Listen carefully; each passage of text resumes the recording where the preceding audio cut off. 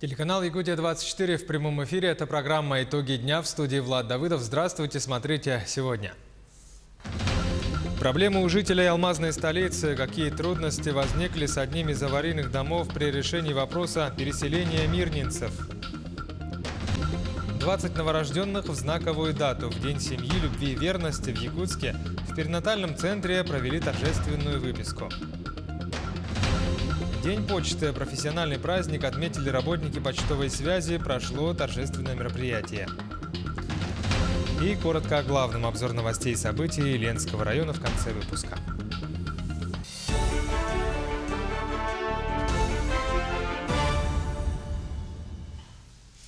В Якутии объявили сбор средств для помощи жителям Иркутской области, пострадавшим от разрушительного паводка. Соответствующее распоряжение подписал премьер-министр республики Владимир Солодов. Напомним, затяжные ливни в Иркутской области вызвали сильное наводнение. На всей территории области объявлен режим ЧС.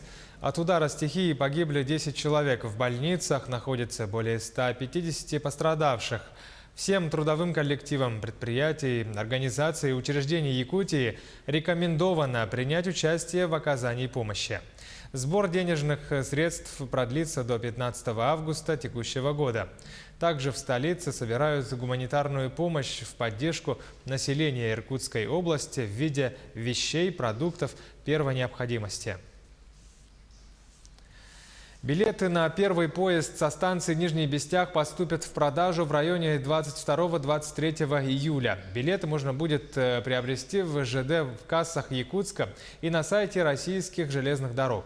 Напомним, с 29 июля с Нижнего Бестяха начнут курсировать пассажирские поезда. Всего к пуску движения будет 4 вагона – купейный, плацкартный, общий и вагон-ресторан. Поезда из Нижнего Бестяха будут отправляться один раз за 2 дня по маршруту Нижний Бестях-Нерингри. Стоимость билетов до Нерингри в общих вагонах составит 900 рублей. В плацкартном вагоне 1500, в купе 2400 рублей. А с 15 августа начнут ездить прицепные вагоны до Москвы, Хабаровска и Благовещенска.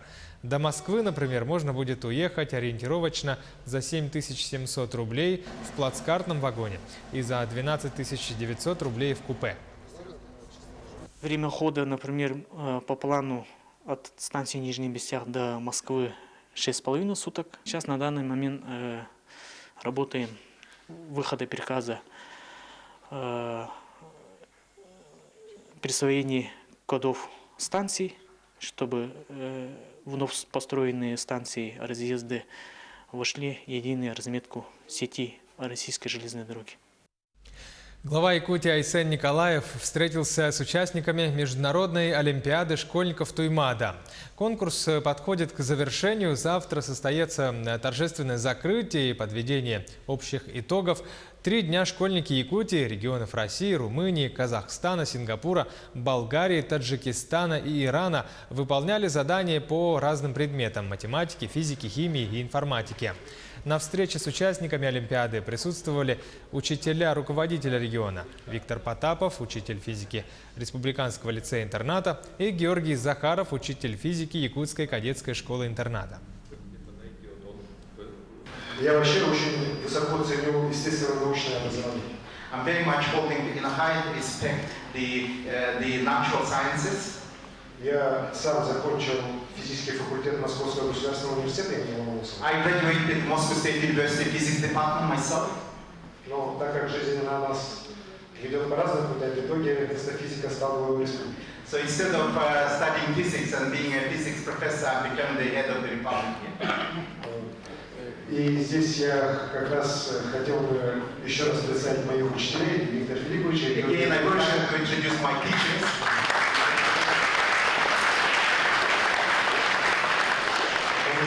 Эти люди привили ко мне любовь к физике. This is the people who actually introduced me to physics and made me to like this side. Я хотел бы вам всем пожелать, чтобы вы на самом деле любили науку, любили учебу. Профессиональный праздник отмечают работники почтовой связи в этом году. Дата юбилейная, рассказывает Руслан Варламов.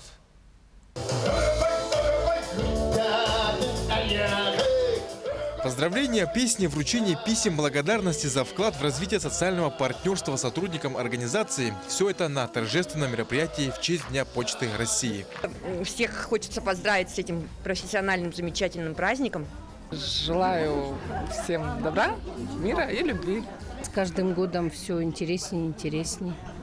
И очень приятно присутствовать здесь. Всех поздравляю, работников всех отделений почты и особенно автобаза Почты России. Сеть почтовой связи в республике охватывает почти каждый населенный пункт, в том числе труднодоступные, обладая широкой инфраструктурой и логистическим маршрутом в самые удаленные пункты. Предприятие обеспечивает население республики почтовыми, финансовыми, страховыми услугами, товарами первой необходимости и даже продуктами питания. Несмотря на широкий спектр услуг, в ближайшем времени почтальоны смогут делать первичные медицинские осмотры путем анкетирования, измерения давления и даже предоставить легкие медицинские процедуры. И мы вот сейчас с Петром Владимировичем, с новым руководителем почты, обсуждаем проекты и с Минздравом Якутии по дистанционному скринингу, да, то есть по предварительному медицинскому осмотру населения. Да, это очень важный показатель. Ну и очень много у нас интересных проектов. Я в этот день желаю работникам почты здоровья, оптимизма и инновационного настроения, чтобы они смело шли вперед. Письма, газеты, посылки, пенсионные выплаты, товары первой необходимости. Объем грузооборота через почтовые пункты республики в год составляет 84 тонны. А с начала этого года обработано более 1 миллиона посылок. Сегодня в Якутии у Почты России 431 отделение и более 2000 работников. Коллектив большой и выполняет в сложных условиях очень большие и сложные задачи. 10 наших лучших работников выехали в Москву, сейчас находятся в Москве на Дне Российской почты в Кремлевском дворце. С каждым годом система предоставления почтовых услуг становится проще и практичнее. Для повышения скорости и качества обслуживания клиентов почта расширяет онлайн-сервисы. Руслан Варламов, Павел Пахомов, Якутск.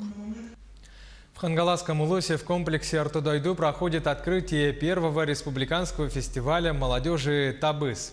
Мероприятие пришло на смену ранее ежегодно проводимому республиканскому цеху молодежи. На открытии фестиваля работает наш корреспондент Виолетта Засимова. Она с нами сейчас на прямой связи со студией. Добрый вечер, Виолетта. Тебе слово. Добрый вечер, Влад. Первый день работы фестиваля завершается торжественным открытием с участием зампреда правительства Ольги Балабкиной, министра по делам молодежи и социальным коммуникациям Степана Саргадаева. Напомню, количество команд нынче 24. Это делегации Улуса и молодежные общественные объединения. Всего 602 человека. Все они размещены в палаточном городке. Влад? Да, Виолетта, расскажи, пожалуйста, о программе фестиваля, что намечается сегодня-завтра. Программа завтрашнего дня включает в себя самое главное – встречу участников с Илдарханом в формате «Диалог на равных». Также в течение дня будет проходить конкурс «Молодая семья Республики Саха-Якутия-2019». По спортивному направлению пройдет командное соревнование по кроссфиту. Что касается культурной программы, завтра вечером пройдут конкурс гитарной песни, конкурс вокально-инструментальных ансамблей. Пользуясь случаем, хотелось бы обратиться к жителям близлежащих населенных пунктов. Вы завтра можете приехать, посмотреть, поболеть за участников конкурса «Молодая семья». Мероприятие будет проходить в течение дня с 10 утра до 6 вечера здесь, в туристическом комплексе Ортодойду в Хангаласском Улусе. У меня все. Спасибо. Я напомню, на прямой связи со студией была наш корреспондент Виолетта Засимова из Хангаласского района с открытия первого республиканского молодежного фестиваля «Табыс». Сейчас короткая пауза, буквально меньше 1 минуты. Оставайтесь с нами и смотрите далее во второй части программы «Итоги дня». Проблемы у жителей алмазной столицы. Какие трудности возникли с одним из аварийных домов при решении вопроса переселения мирнинцев? Счастье в знаковую дату. В День семьи, любви и верности в Якутске родились 20 новорожденных. В перинатальном центре провели торжественную выписку. И коротко о главном. Обзор новостей и событий Ленского района в конце нашего выпуска. Это программа «Итоги дня» на канале Якутия-24. Продолжение выпуска. Аварийное жилье, сельское хозяйство, строительство социальных и культурных объектов – эти и другие важные вопросы обсудил глава Якутии Айсен Николаев во время рабочей поездки в Алекминский район. Правительственная группа посетила села Токо, Дапарай, Алекминское и сам районный центр. Репортаж Анастасии Кобызевой. Сельское хозяйство Алекминского района станет передовым в республике. В Улусе уже есть бренды, которые известны по всей Якутии. Алекминский сыр, картофель. Но есть и набирающие обороты предприятия. Например, животноводческий сельхозкооператив «Тако», где производят натуральные кисломолочные продукты и разные виды варенья. Сортоиспытательный участок в селе Алекминское. Там выращивают практически все – зерновые, кормовые культуры, многолетние травы.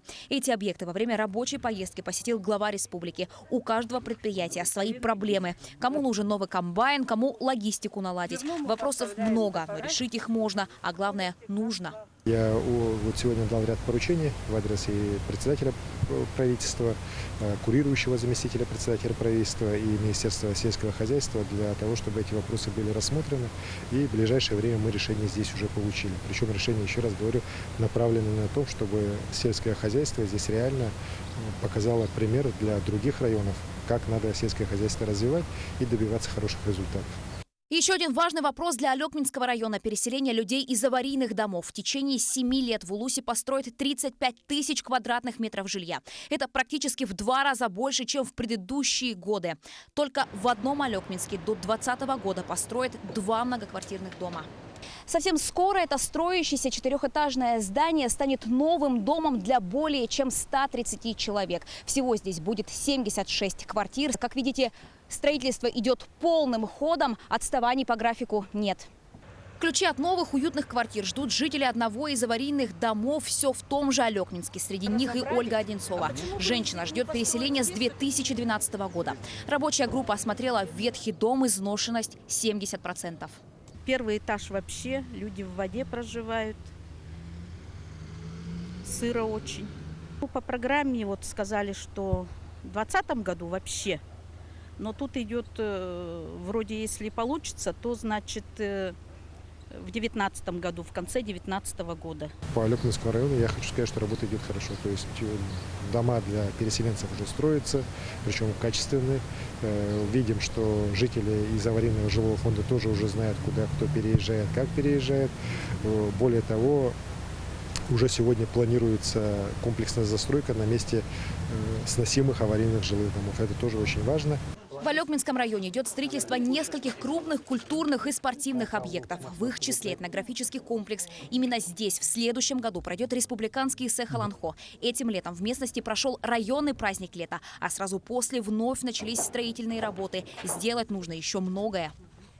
Хотим построить уже, начать работу над входной зоной. У нас будет мост через Аварак, который вот организует вот этот вот весь сценарий входа людей на эту нашу чудесную, замечательную поляну. Этот комплекс в целом будет вмещать 3000 человек, пока трибуна построена на 1500 человек. Но это не единственное масштабное событие, которое пройдет в районе в следующем году. Алекминск отметит свое 385-летие. К этой дате город и район в целом должен преобразиться, чтобы людям было комфортно жить и развиваться. Анастасия Кобызева, Георгий Григорьев, Алекминск. Где можно помыть машину бесплатно, при этом не нарушая закон? Вопрос решают местные органы власти соответствующими законодательными актами. В большинстве городов мыть машину во дворах и водоемах запрещено и наказывается штрафами. Как с этим вопросом обстоят дела в Нерюнгри, разбиралась Екатерина Павлова.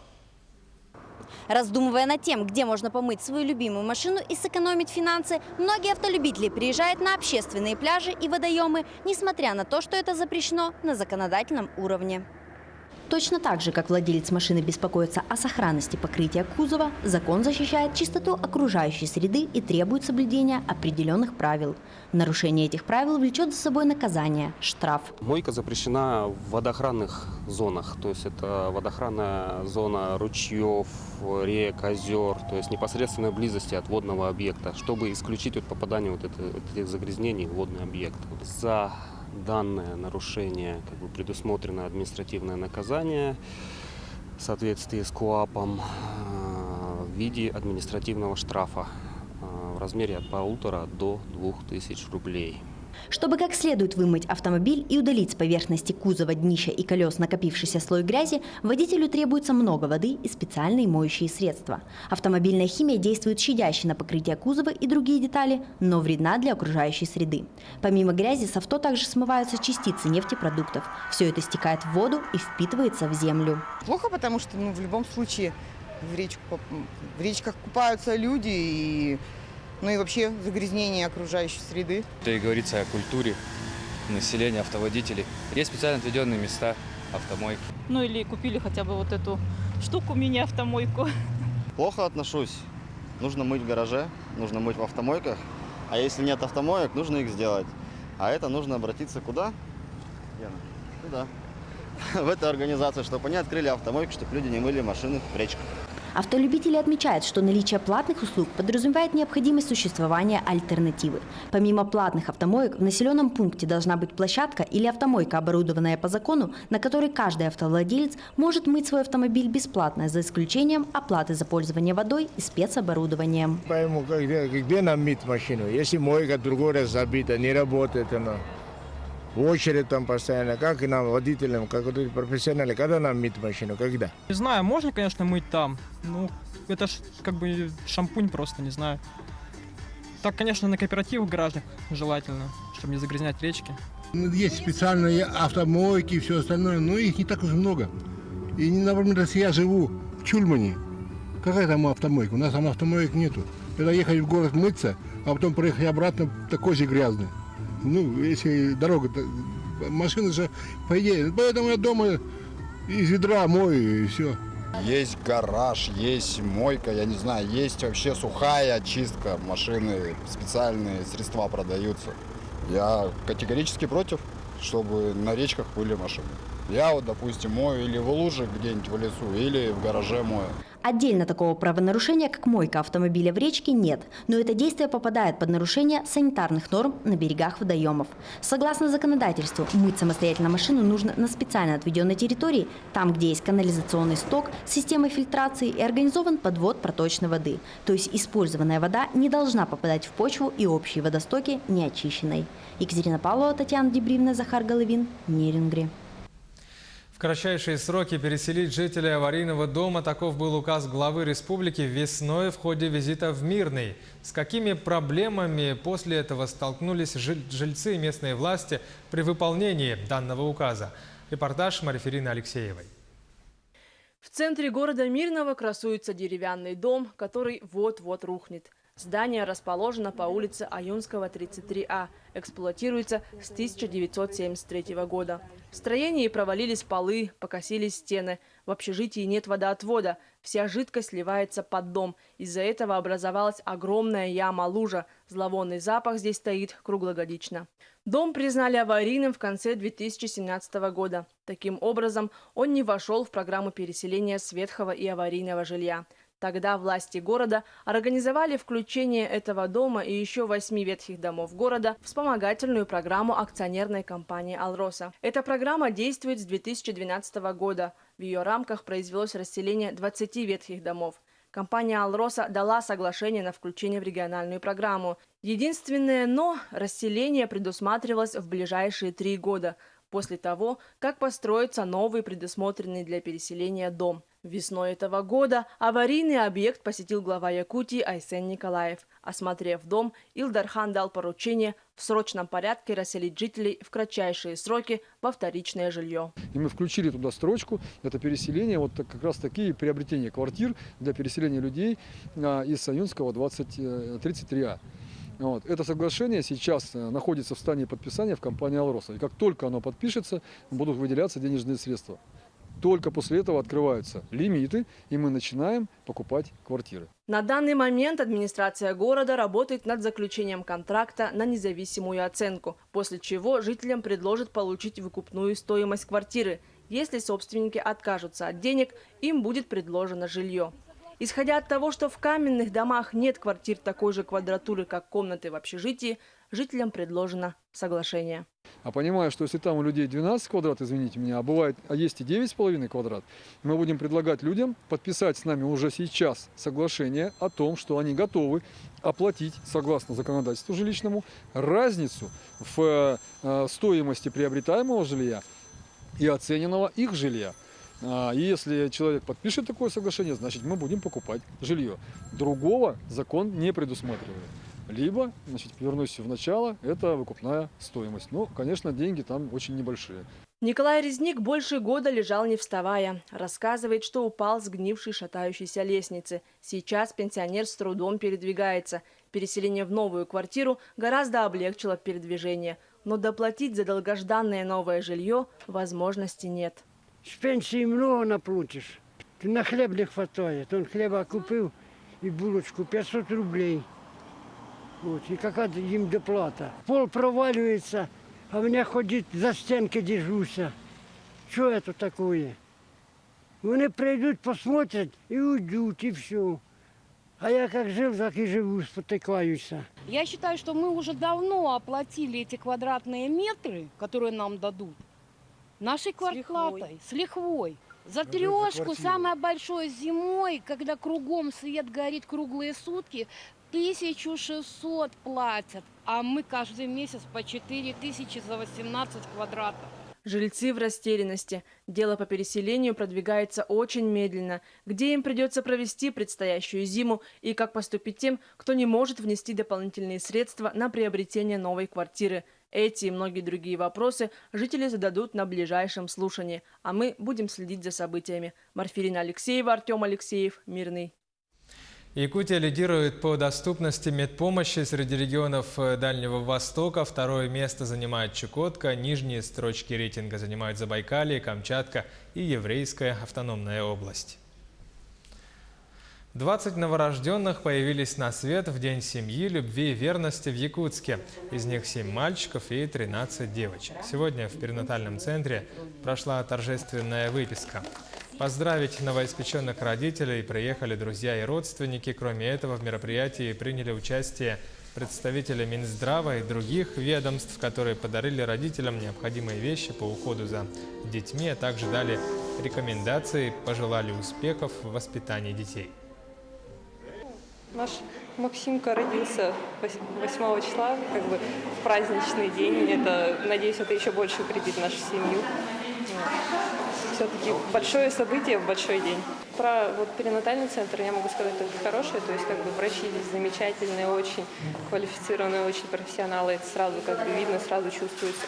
Медперсонал младший в том числе очень вежливый, очень добрый, прям вообще эмоции в этом плане только положительные. Роды прошли тяжеловато, но нормально. Далее смотрите обзор новостей и событий Ленского района. Слово передаю коллегам.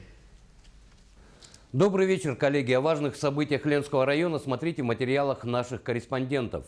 В Ленске активно продолжаются работы по благоустройству города. Строители асфальтируют дороги, утепляют и ремонтируют отдельные жилые дома, размечают дорожное полотно. На некоторых улицах производят укладку тротуарной плитки. Технология стандартная: отсыпка территории песком, монтаж плит и обустройство бордюров. Местами резко тротуарного полотна до необходимых размеров. Ленчане довольны и выражают надежду, что со временем тротуарная плитка появится на всех улицах города. Заказчик данных работ – муниципальное образование город Ленск. Тротуарная плитка за счет собственных средств, это по программе благоустройства города Ленска. У нас были предусмотрены порядка 7 миллионов рублей, мы их отторговали. Я не говорю, что все деньги были направлены на ремонт тротуаров и обустройство новых.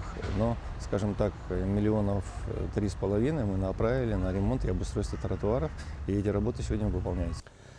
Ленск благоустраивается. В отдельных жилых домах города производится капитальный ремонт, предусматривающий замену многих элементов конструкции устаревших зданий. К осени строители должны выполнить весь объем намеченных работ, а он немалый. Внутренний ремонт предполагает замену всех металлоконструкций тепло- и водоснабжения, внешней установку новых подъездных навесов, заливку водоотлива и дальнейшую обшивку строения металлическими кассетами. Выполняют ремонт профессиональные строители из Якутска. И у нас сейчас проводятся работы по укреплению Пролетарская 19. Мы ее должны укрепить тяжами и стянуть дом, чтобы он в аварийном состоянии. Так, вот Орджоникидзе 22, замена у нас идет, канализация идет, уже вот с сегодняшнего дня приступили. И в этом доме у нас электричество заменено. И еще есть 4 адреса, это Аюнского 19, Дзержинского 9, 11 и 17. Средства на переустройство домов использованы из Фонда капитального ремонта республики – около 90 миллионов рублей. Предполагается, что в следующем году в программу войдет около 14 каменных домов в Ленске. В Ленске 13 июля – День города. В этот день в муниципалитете планируется проведение различных масштабных мероприятий. Накануне праздника пройдут соревнования по дворовому футболу и встречи со старожилами и ветеранами Трудового фронта. А в День города состоится торжественное открытие памятника Ленину, многие мастер-классы, выставки художника, выступления официальных лиц и звезд якутской эстрады, а также другие концерты. Большинство мероприятий пройдет на вновь реконструированной центральной площади. День города – это всегда масштабное мероприятие, поэтому, в принципе, запланировали программу таким образом, чтобы практически вся наша площадь, да, которая вот уже после реконструкции первый этап завершается, мы хотим задействовать вот эту площадь в течение вот всего времени, начиная, будем говорить, с 13:00 вплоть до 2 часов ночи. Поэтому программа мероприятий сформирована таким образом, что мероприятия будут друг за дружкой идти, и все будет происходить на главной площади нашего города. Это были все новости уходящей недели. Оставайтесь на телеканале Якутия-24.